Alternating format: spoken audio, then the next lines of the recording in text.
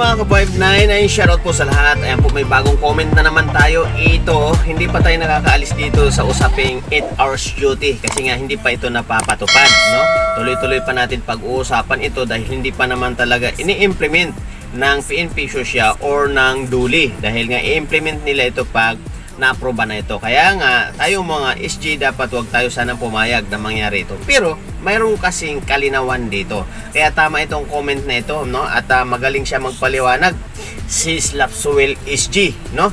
Na kung saan ito ang tamang kapaliwanagan yung sinabi niya dahil nakakaintindi siya sa situation, no? Kasi yung iba basta na lang nagko-comment kasi na hindi naman nila naintindihan yung ibig sabihin. So ito yung sinasabi niya dito at ipapaliwanag natin yan. Ang sinasabi ng ating isang viewer na kung saan isa na ito sa ating siguro tagapanood, ano?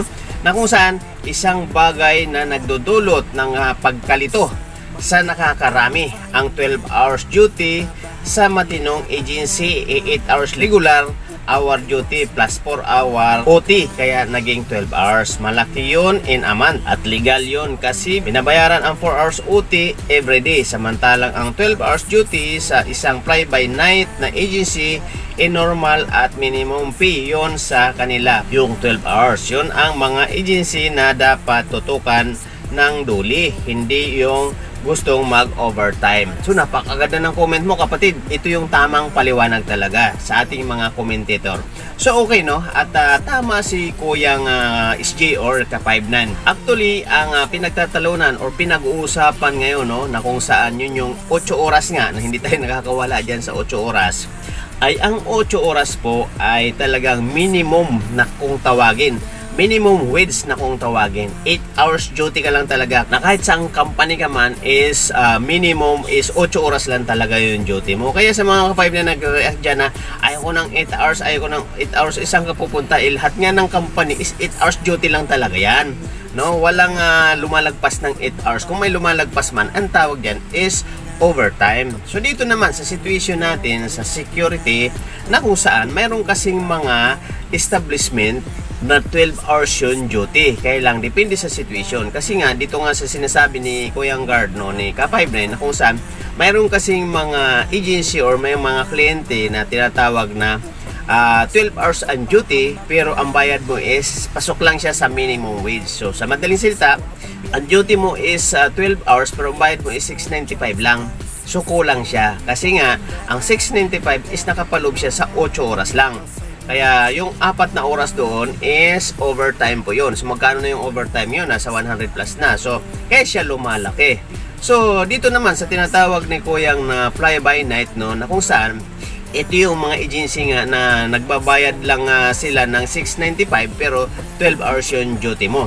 Dito naman sa mga matitinong agency at malaking agency, talagang 8 hours lang ang duty dyan. 8 hours lang ang dutyhan. So bibihira yung 12 hours. Ngayon kung may 12 hours man, yan ay isang magandang pwesto.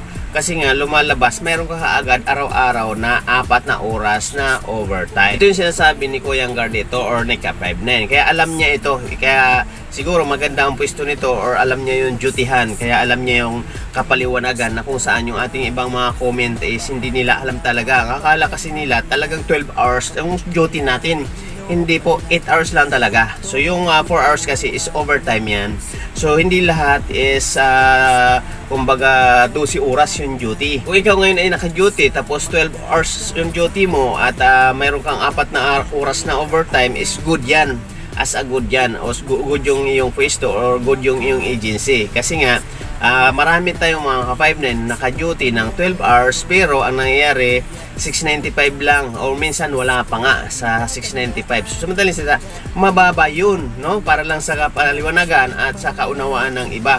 Ngayon kung nag-duty ka ng 12 hours pero ang sweldo mo is kumbaga wala siya sa tamang pasweldo na kung saan, dahil kung computein mo yan, no, ang lumalabas dyan sa 12 hours is halos 1-1 may gityan, kulang-kulang 1-2 yung isang araw mo dyan, no? At depende pa yan kasi kung may panggabi, may mga tinatawag na night differential or may mga karagdagan yan, no? Na kung saan Sunday premium, yung mga tinatawag na yan. Kaya dito sa commenting ko, believe ako dito sa iyo Ka59, believe ako dyan. Alam na alam mo yung situation ng dutyhan. Kaya sa mga ka-5-9 natin, tanggapin natin yung 8 hours duty na sinasabi dahil 8 hours lang naman talaga. No, overtime kasi yung existing duty niyan. So ngayon, ang situation, mayroon kasi tayong mga tinatawag na sa mga kliyente kasi mayroong mga talagang kumukuha din sila ng fix na 12 oras. Kaya may tinatawag tayo na fix yung security guard na kung saan minsan hindi na nabibilang yung oras. Ang bilangan dyan is monthly, no? Kaya minsan ang isang security merong sumisweldo ng ganun na kung saan nakapix ka lang ng 15 days ang iyong sweldo. Sabihin natin ang iyong sweldo is nakapix ng 15,000 ang halimbawa yung isang buwan. So nag-rate ka lang ng 7.5 yung isang kinsinas. Kahit ilang oras pa yung duty mo, kahit ilang araw pa yung duty mo. Actually pag sinabing fix yung duty mo dyan is nakapix ng 15 days, walang day off. So yun po yung kaibahan. So marami kasi iba-iba talaga, kaya nga dapat talaga tayong mga security is magkaisa din tayo para mayroong boses, no? Mayroon tayong yung ating mga hinaing ay maiparating natin sa kinaukulan. So kaya nga siguro hindi na ipapasa-pasa ito at nagkaroon ng kumbaga delay or suspension nung itong sinasabing usapin ito dahil nga siguro sa ganong kalakaran na kung saan hindi napagkakasunduan.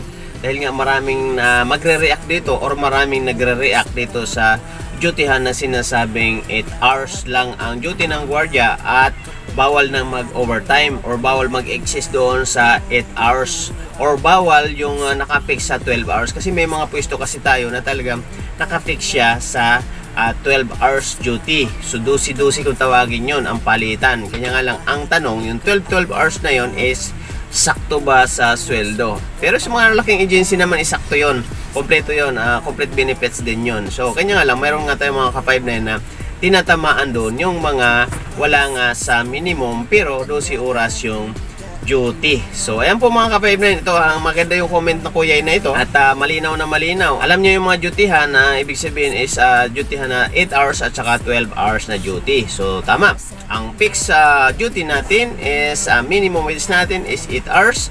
Yun lang yung babayaran ng ating company. At syempre kung may existing time ka, yun yung tinatawag na overtime. Doon sa mga fix na duty na 12 or 12 hours, depende po yun sa situation ng agency or ng kliyente na ginudutyhan nyo. Kaya kung halimbawa naka-fix ka ng 12 oras at maayos yung iyong pasweldo, nasa minimum wage yung 8 hours plus 4 hours na overtime, kukumputin mo yan, kulang-kulang 1 to ang isang araw mo, good yan kapatid. At diyan ka magtatagal sa mga ganyang pisto. Ayan po mga kaibigan, dito sa ating channel nito is may pag-asa kayong manalo sa ating mga video. Wala kayong ibang gagawin kundi i-share lamang ang video na ito. At syempre, mayroong mananalo dito ng 10 na tig-100 at 2 tig-500 at isang 1,000 na kung saan yun yung ating pinaka big prize. Wala po kayong ibang gagawin kundi i-share lamang ng video na ito kung saan yung mapanood, sa Facebook man or sa ating YouTube channel man. Ang mga mag-share ng video na ito ay kukuhain natin at ililista natin dito sa ating listahan at